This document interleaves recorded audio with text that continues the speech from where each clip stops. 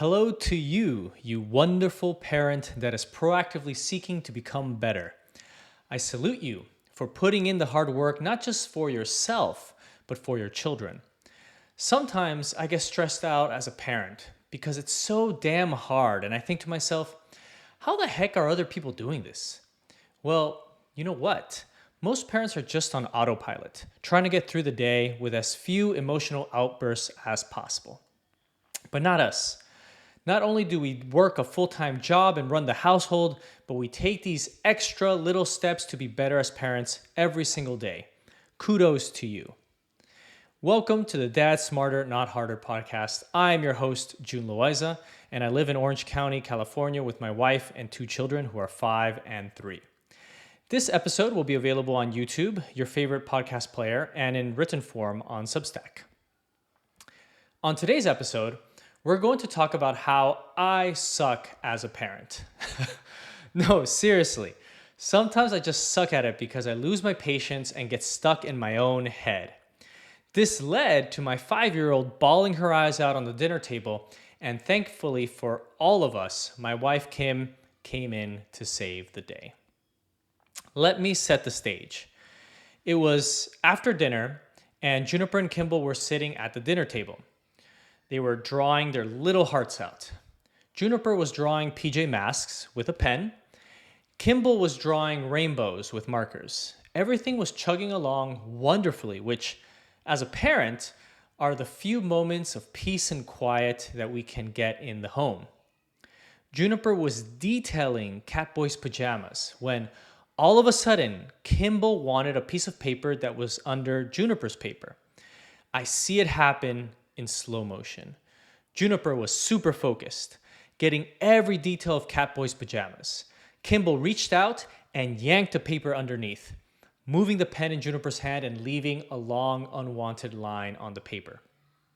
I saw this all happen in slow motion. I tried to stop Kimbal from yanking the paper, but couldn't get there in time. At first, Juniper didn't have a strong emotional response. She just said, "Kimbal," and reached out to get another piece of paper to start over. But we didn't have time to start over. It was bath night and we needed to start getting ready. So I told Juniper, "No, there's no time to start over." And she could hear the frustration in my voice because I was frustrated. I was frustrated at Kimbal for pulling Juniper's paper. I was frustrated at Juniper for sitting too close to Kimbal. I was too caught up in my own head and frustrations when I should have focused on my daughters and the solution to the challenges that were presented. Juniper sensed the frustration in my voice, and it triggered her. Her artwork was ruined, I was frustrated, and I wouldn't let her try again. She started bawling her eyes out on the table. I immediately realized the mistake I made and patted her on the back, but still frustrated that everything was going so perfectly well and one little action by Kimbal ruined everything. And that was my mistake, putting blame on my children, putting blame on Kimbal.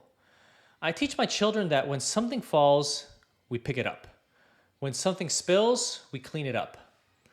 When we fail, we try again. And yet, look at me here, wallowing away in my frustration, not modeling my own teachings. So, while I sat there patting Juniper's back like a loser, Kim came over with her usual positivity and said, "Oh, look, Juniper, this looks like a beautiful oops. That line looks like Catboy's tail." Genius. Absolutely genius. I picked up on this and ran with it. Wow, it does look like Catboy's tail. Juniper, can you finish drawing it? She sulked for another 30 seconds or more, looked up, and her eyes brightened. She picked up her pen and began drawing as if nothing had happened. Thank you, Kim. You are a true inspiration. I may talk the talk, but you truly and definitely walk the walk. Okay, so what can we learn from this story of my failure? First of all, I'd like to point out that even though I'm obsessed with being a better parent, I still mess up on a daily basis. It's okay for all of us to mess up. It's what we do as parents. And to be honest, it teaches our children that it's okay to mess up. Second of all, life is going to be full of beautiful oopses.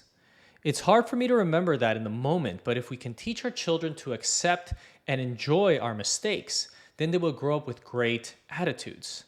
Drop my cake? No worries, I can get another slice. My drawing got messed up? It's okay, I'll try again. I didn't get into the school I wanted? That's fine. I'm grateful for the schools that did accept me. I got passed up for the promotion? That's okay. I will work harder or find another job. A positive attitude like this is a recipe for a good life. After all, one of our mantras at home is anything is possible with a good attitude.